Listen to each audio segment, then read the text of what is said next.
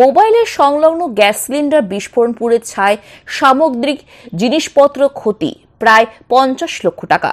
উত্তর 24 পরগনা বসিরহাটে মহকুমার হিঙ্গলগঞ্জ থানা দোলদুলি গ্রাম পঞ্চায়েতে দোলদুলি বাজার এলাকার ঘটনা। নামি মোবাইলের শোরুমে ভোররাতে হঠাৎই আগুন লেগে যায় আর তার সংলগ্ন ছিল চপের দোকান। সেখানে গ্যাস সিলিন্ডার মজুদ ছিল। সেখানে বিস্ফোরণ ঘটে। একদিকে মোবাইলের শোরুম, অন্যদিকে ওই দোকান দাও দাও করে আগুন লেগে যায়।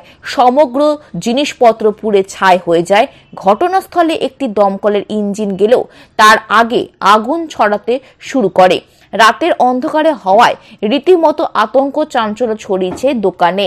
আগুন লাগার আগে স্থানীয় বাসিন্দারা তড়িঘড়ি নেভানোর চেষ্টা করে। ঘটনাস্থলে হিঙ্গলগঞ্জ থানা পুলিশ যায়। প্রাথমিক অনুমান গ্যাস সিলিন্ডার বাস্ট হয়, আগুন লেগে যায়। দোকানে কেউ না থাকায় সুবাদে বড়সড় দুর্ঘটনার হাত থেকে রক্ষা পেল দোলদুলি বাজারে এলাকার লোকজন।